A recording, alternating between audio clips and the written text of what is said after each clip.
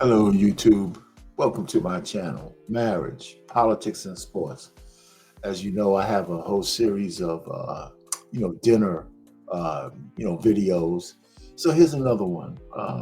Yesterday, my oldest daughter came back, and I said, "Well, let's came back to the house and have dinner with us." She does that every so often. So I had the whole family together. So I said, "Well, let me do something special. We're going to spend some money and get some steaks. These are ribeyes." Before I go further, like, share, and subscribe to my channel. There's a lot of stuff on here. We're getting into political reactions. The sports show is on Wednesday at 7 o'clock. That's live. Chime in on that. And, I do a show on tonight. I do a show on Black Man Unfiltered Network.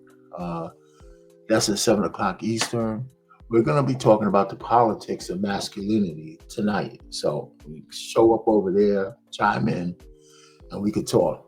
Anyway, so listen, these are the ingredients. Pretty much, I have some squash that's not filmed here on what I purchased to have dinner tonight. This was a very simple meal, and so I'm gonna go through it with you, and we're gonna go. Listen, the whole total meal, since these are ribeyes, it's the most expensive part of the whole meal. This whole thing came out to like $180. But we have three vegetable sides, the steaks, as you can see there. And the thing about it is, we had enough left over if we wanted to have a whole complete meal again. So that's two meals with four people. It really comes down to like $22.50 a person if you look at the number. So you can go to a steakhouse and get a 16-ounce ribeye and three sides for $22.50. No, especially not the way I cook them. So everything was delicious and all that kind of stuff. But so let's go ahead and get started. Just going through the steps that I went through. Nothing really fancy at all. Uh, so you see this here. So I steamed the vegetables. So that's why there's a steamers up there. All right. So I seasoned all the meat, the rib eyes and stuff, and I put them in my smoker. And I just smoked them up for maybe an hour. They weren't finished, but I smoked them up for an hour so they can get this smoke flavor. I got some wood chips from Hawaii, right? Say they were shipped here from Hawaii, from whatever tree they use.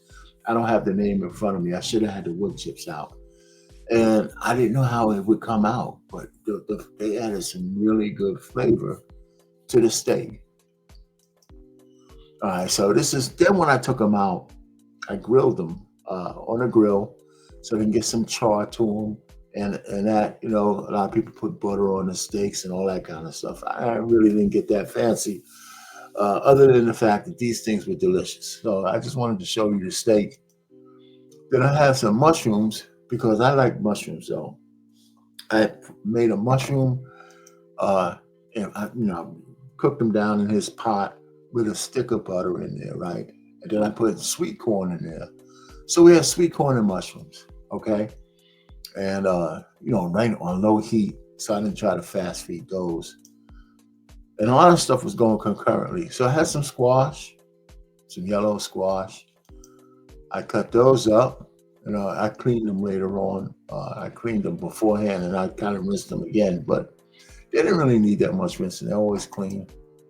Some asparagus that I put some olive oil on, and some little pepper, some salt, some garlic. You know, uh, so I made a mixture of soy sauce and honey, right? Soy sauce and honey, nice mixture. It actually tastes pretty good. And just wanted to kind of soak the zucchini, I call it squash, into that mixture so it could retain as much as it possibly could. So I soaked it in there, and I put them on the rack for the steamer. And believe it or not, enough of the flavor was retained in those zucchini that you could taste it. So here it is when I put this was just three little zucchinis. You cut them up, they filled that little rack. And just so whatever left excess soy sauce and honey, actually I threw it in the water. So when the steam was coming up, at least had some flavor of that going through it, right? So Yeah, it's probably a little bit more asparagus in this cup than you would want, but it all steamed up pretty nicely. It was good. So here's a picture of all those stuff once we got it out. Everything warm, hot, warm. The steaks were nice and sizzling. And so this is what was for dinner.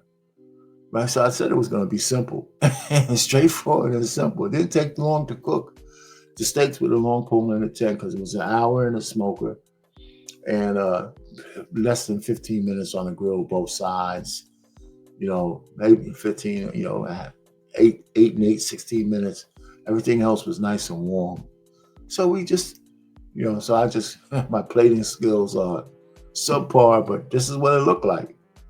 So I was thinking to myself, if you went out and got a 16-ounce ribeye, uh, a side of corn and mushrooms, a side of squash, and a side of asparagus, it would cost you more than $22.50. So this looks pretty good. It was good. If I have to say so myself, it was very delicious. My steaks are very flavorful all the way through, even the sternalis and the other part that was stick in the middle. It was just all just mouth-watering good. So I just wanted to share that with you. It wasn't hard to cook. It sounds a little expensive. You don't do it every week, but it's a lot left over. Sometimes you got to get fancy, but you can still keep it economical. And you can mix all the food groups and you can have a healthy meal. We had salsa water to drink and that kind of stuff. So that's really all I had to offer this particular. I didn't want to get all fancy, and I just wanted to share this with you. Sunday dinner with the family, and the best part of it was the conversations.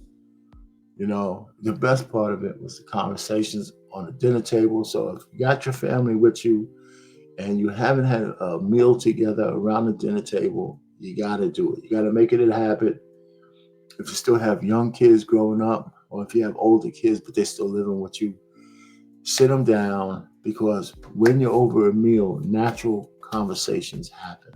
Just kind of keep it light. Try not to be dictatorial, but get through to people. It's a good conversation over the dinner table. You're breaking bread, right?